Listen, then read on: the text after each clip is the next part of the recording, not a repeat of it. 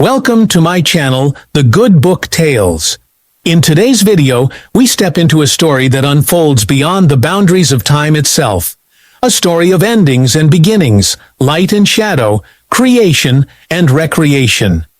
Imagine a future so distant that the stars themselves have started to fade, where the earth no longer remembers the sound of rivers, and where silence has become the new language of humankind.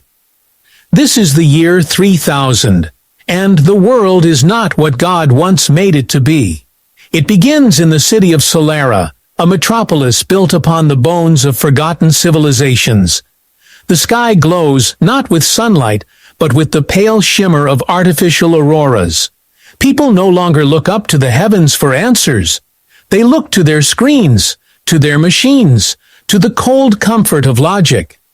Faith has become a whisper, barely heard over the hum of digital noise.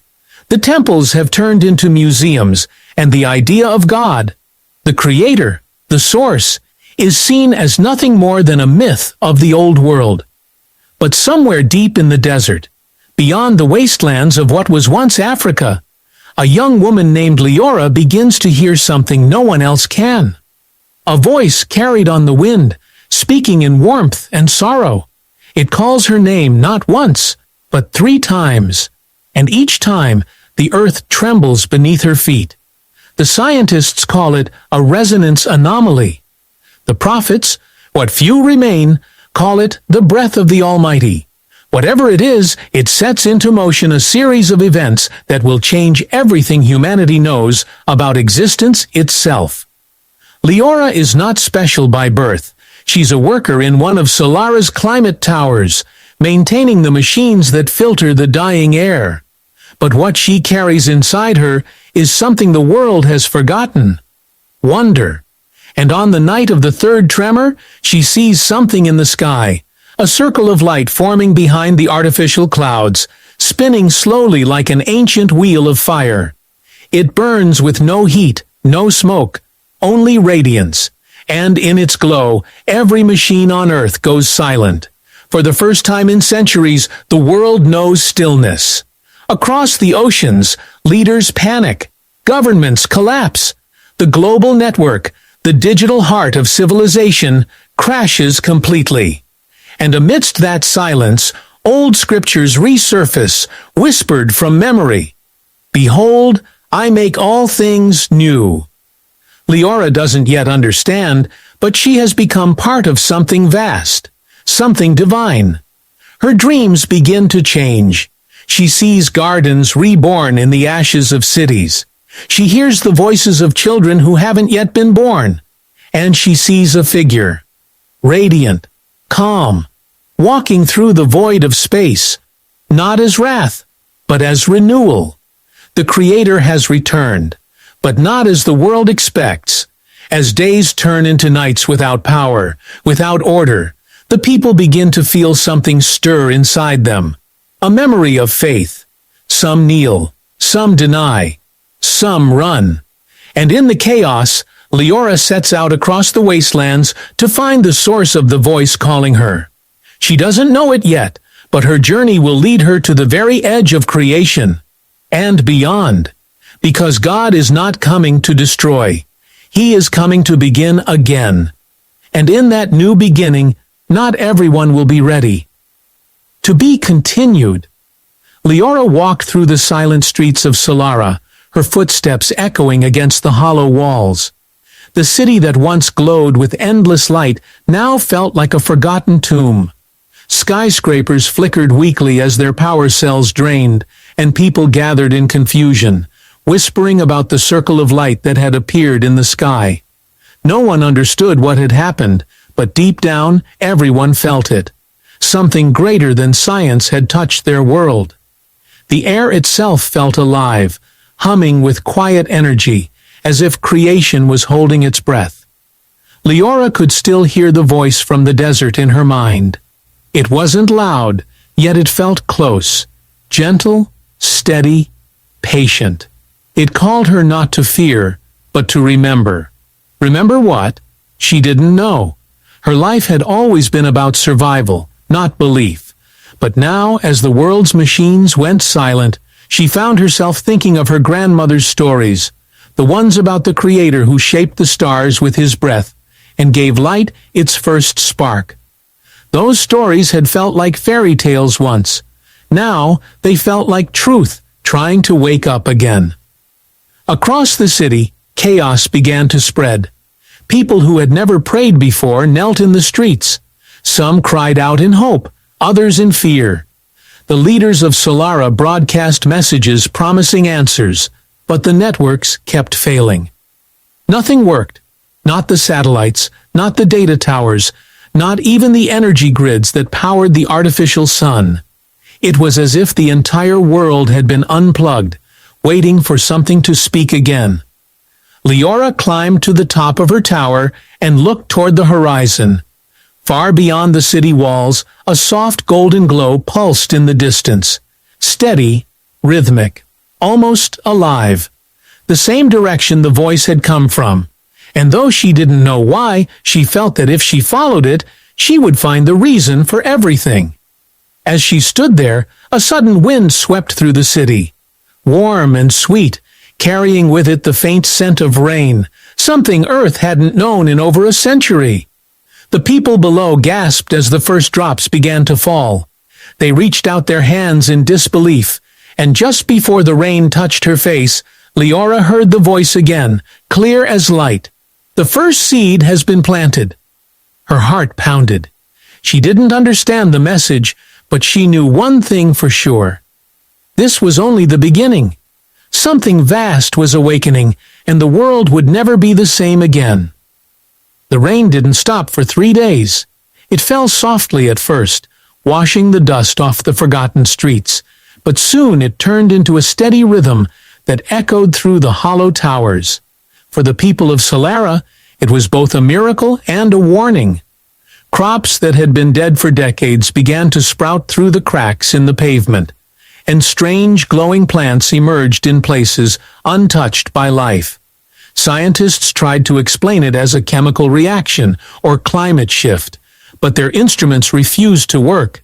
Every reading came back blank, as if nature itself had shut the door on human understanding.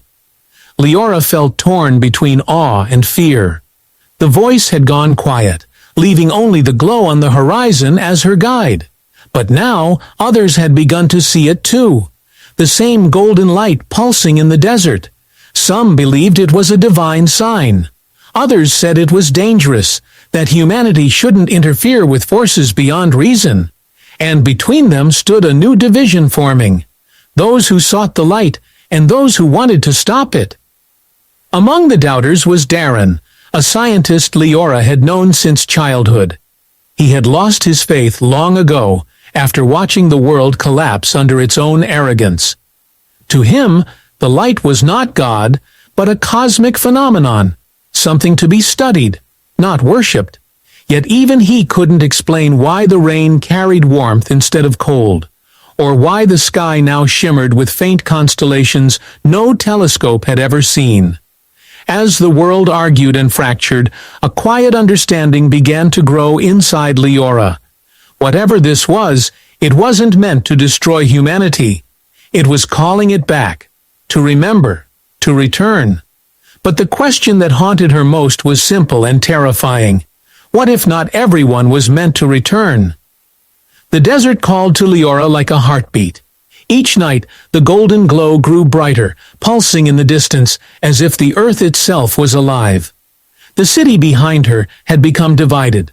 The seekers who followed the signs of God's return, and the guardians who vowed to protect what was left of human order. Liora stood between both worlds, torn by doubt and hope. But when the voice returned in her dreams, whispering, "Come to where light is born," she knew she couldn't stay. She left Liora before dawn, walking through the silent wastelands. The air shimmered with strange heat, though the sun was hidden behind thick clouds. All around her, the land seemed to change. Broken machines, half buried in sand, began to hum faintly as she passed, and long dead plants stirred like they recognized her presence. Every step brought her closer to the unknown. and every mile deepened the feeling that something ancient was watching.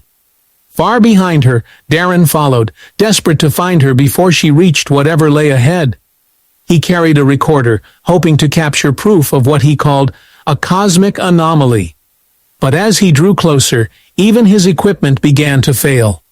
His screens flashed with symbols that weren't numbers or letters, shapes that looked like stars forming words. By the time Liora reached the edge of the glowing field, the sky had darkened to deep silver. The light in the desert was no longer a distant pulse. It was a vast circle carved into the ground, spinning slowly, alive with color and motion. The air hummed like a song without sound. Liora stepped forward, trembling, her heart racing. Then, from within the light, a voice, calm, endless, and filled with sorrow, said her name. Everything around her began to tremble. The ground cracked open, and the light rose like a living sun. The light rose higher, swirling around Liora in waves of gold and white, but it didn't burn her. It felt alive, warm, aware, almost breathing. The air filled with a low hum, like the sound of thousands of voices whispering in harmony. She tried to speak, but her words dissolved into the glow. Then, through the radiance, shapes began to appear. Outlines of cities, oceans, stars being formed and unformed. It was as if she stood inside creation itself, watching time unfold. But in that beauty, she saw something she didn't expect. A reflection of Earth, broken and dark, fading away as if its existence was being rewritten. The voice spoke again, no longer soft, but heavy with emotion. The world has forgotten its purpose. To renew creation, it must return to its beginning. The words sent a chill through her. Did that mean the end of everything? She wanted to ask, but before she could, a second light appeared.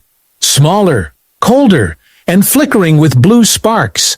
It emerged from the opposite side of the desert, stretching across the horizon like a storm made of glass. From the blue light came a sound, not divine, but mechanical, like machines roaring back to life. Darren stumbled into the field, his face pale as he saw the two forces colliding. "Liora, step back," he shouted, his voice breaking. "It's not just one power. There's another trying to stop it." His instruments, though failing before, now lit up wildly, flashing readings that defied reason. He had believed this was a natural phenomenon, but what he saw now made his certainty crumble. The golden light pulsed brighter, almost protective, as if shielding her. The blue storm responded with sharp flashes, sending waves of static across the ground. The sand lifted into the air, twisting between the two forces. The air grew thick with tension. Creation and resistance colliding in front of her eyes. Liora fell to her knees, clutching her chest as the voice whispered again, softer this time. "Every beginning faces its shadow." Darren reached for her hand, his fear melting into awe. Above them, the sky split open with a thunderous crack, revealing endless stars that began to move, forming patterns unknown to humankind. The ground shook violently. The two lights grew brighter, merging toward a single point. And in that moment, both of them realized something unthinkable. This was not only the rebirth of the world, but a choice that would decide which creation would survive. The desert trembled as the two lights collided, golden and blue spiraling together in a storm that reached the edge of the sky. Liora could barely see through the brilliance, her body pressed against the trembling ground. The hum grew louder, vibrating through her bones until it became a single, endless note. The voice spoke again, filled with both sorrow and strength. "The world must choose what to become."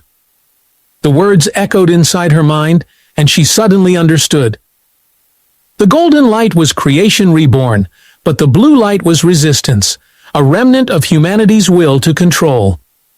Both could not exist together. Darren shouted over the roar, holding his recorder close to his chest, "Liora, if this power remakes the world, it might erase us. You have to stop it." His eyes were full of desperation, not because he didn't believe, but because he did. And he was afraid of what believing might mean. The machines he once trusted now lay silent, powerless in the face of something greater than science. Liora stood slowly, her hair whipping around her in the storm. "Maybe it's not about stopping it," she said softly. "Maybe it's about trusting it." She reached out toward the golden light. The instant her fingers touched it, everything froze. The wind, the sound, even time itself.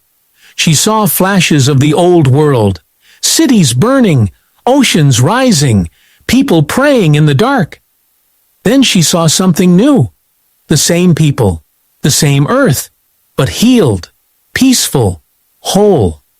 For a moment, it felt as if creation itself held its breath, waiting for her decision. And then she turned toward Darren, smiling through tears. "It's not ending, Darren. It's beginning again." The golden light burst outward, swallowing the blue storm completely. The sky opened in blinding brilliance, washing over the world like dawn after endless night. When the light faded, Liora stood alone in a vast green field. The air was fresh, alive, filled with birdsong she had never heard before. The world had been remade, but as she looked to the horizon, her joy shifted to wonder. Far away, the blue shimmer still flickered faintly in the distance, as if waiting. Creation had begun anew, but its shadow had survived, and somewhere, unseen, the voice whispered one final word. Again. The new world felt like a dream breathing for the first time. The air shimmered with warmth, and the ground beneath Liora's feet pulsed gently, alive with quiet energy. Rivers flowed where there had been dust, and forests stretched toward the horizon, their leaves glimmering under a new kind of sunlight. The silence that once felt heavy was now peaceful, filled with the sound of wind, birds, and the heartbeat of a world reborn. Liora stood still, letting the moment sink in. The pain, the chaos, the fear, all of it had led to this.